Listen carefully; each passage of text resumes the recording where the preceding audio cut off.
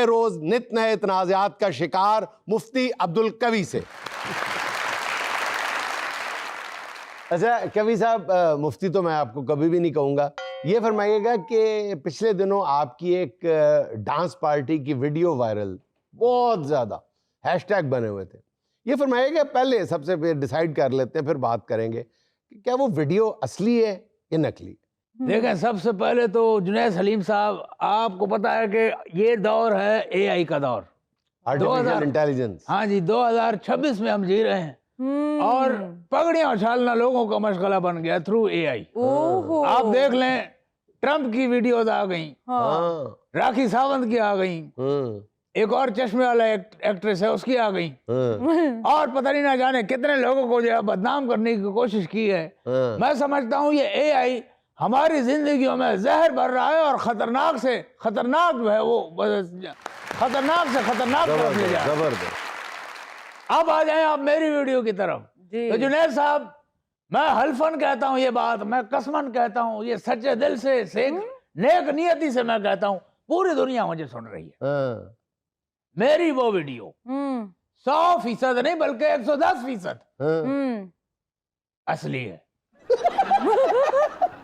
यार आपकी मैं इसको डिटाई कहूँ या क्या कहूँ, वो असली वीडियो है। हाँ असली है। अच्छा बाकी बातें बाद में, करीब में अस्पताल है, कोई मेरे सर में दर्द हो रहा है। अच्छा ये बताइएगा कि वो वीडियो असली है, आपको थोड़ी शर्मिंदगी हो रही है, आप खुमार में हैं, आप रक्स फरमा रहे हैं। देखें, आप उस पार बैठ के देख रहे हैं, आप अपना जाविया देखें। मैं वहां गया था, मैं इनकारी नहीं हूँ, मैं कोई डांस वांस करने नहीं गया। मैं वहां मुतालियाती दौरे पे गया था। मुतालियाती दौरे पे गए थे? डांस पार्टी में क्या मुताला करने गए थे? देखे, मैं गया इसलिए था वहां पे कि वहां जो मुख्तलिफ किस्म अनवार अक़साम की रोशनियां थी, वो इंसान के अज़ा पर और जज्बात पर क्या असरात मुरतब करती हैं।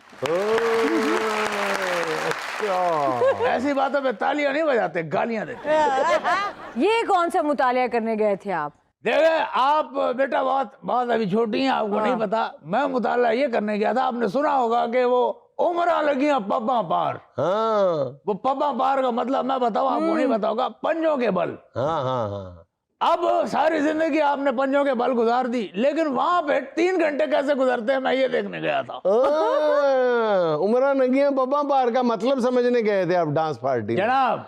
अच्छा मैं एक स्टूडेंट हूँ, मैं हर लिहाज से अपनी जिंदगी में हर चीज सीखता हूँ। अच्छा वहां मैंने पब्बा पार खड़े होकर देखा, तो मुझे मालूम हुआ, ये मुझ पे मुनकशिफ हुई बात कि यार ये वो पब तो है नहीं, वो पब तो होता है लंदन में। अब मुझे मजबूरन उसकी कैफियत और नुक्सियात और हैसियत को देखने के लिए, उसकी जांच और पड़ताल और बूझ के लिए मुझे वहां पे जाना पड़ेगा, लंदन के पब जाना पड़ेगा। भाई देखे, हम तो दरवेश फकीर लोग हैं, हम तो करिया करिया नगर नगर डगर डगर जगर मगर मगर घूमते रहते हैं। मुतालियाती दौरे पे ना, मुतालियाती दौरा। देखें मेरी भूख क्या है, इल्म। केड़ा मुतालियाती दौरा? कभी सब तेरे को गल बढ़ती जुड़ती कोई नहीं पड़ी। देखे ये आज के बच्चे हैं, इनको पता ही नहीं है। देखे मैं 2 बातें बता चुका हूं, मैं फिर समझाता हूं। अच्छा मैं वहां जब मुताला करने गया तो वहां पे आपको पता है कि 2 चीजें बहुत तेज होती हैं।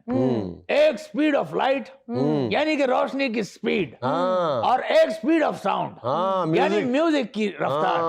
अच्छा मैं तो वहां तहकीक करने गया था कि आवाज की रफ्तार ज्यादा है या रोशनी की रफ्तार ज्यादा है।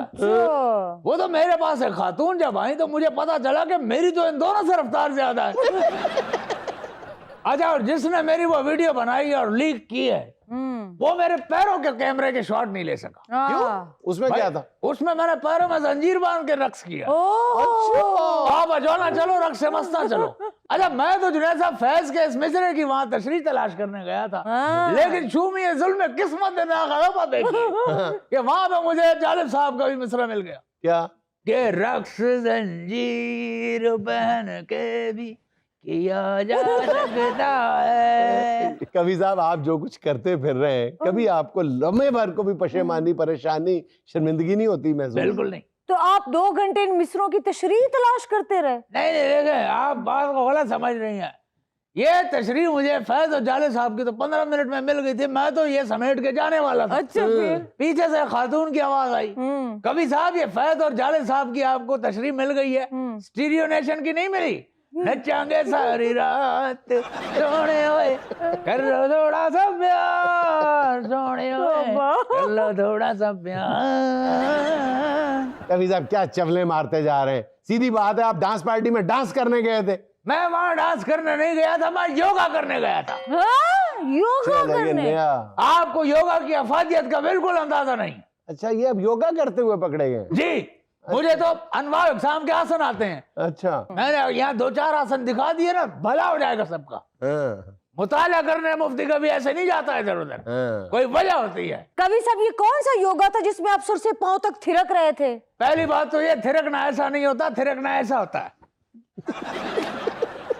ये एक वजाहत कर दी।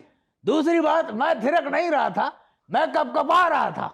अच्छा, वो थिरकाहट नहीं थी, कपकपाहट थी। कपकपाहट थी। असल जैसे में थिरक ना के- वो थिराहट थी ना कपकपाहट थी, वो ठरकाहट थी। नहीं, देखिए आप भी गलत समझ रहे जुनैद साहब। ये ठरक के थिरकना, थिरक के गिरना, लहू गरमाने का एक एक बहाना। ओ जाने जाना, मैं फिर ये थे आना।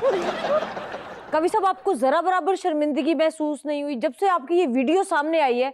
ये हलाल रेव के नाम से ट्रेंड कर रही थी आपकी वजह से। देखा बीवी, शर्मिंदगी तो तब होती है कि वो अगर हराम रेव होती। शाबाश। असल में ये हो गया है गलती उनसे, जो ट्रेंड बना है हलाल रेव, वो असल में ब्रेव लिखना चाह रहे थे। अच्छा, गलती से रेव लिख ये दिया। न्यूमेरिकल मैथमेटिकल में टाइप ऑफ मिस्टेक हुई है।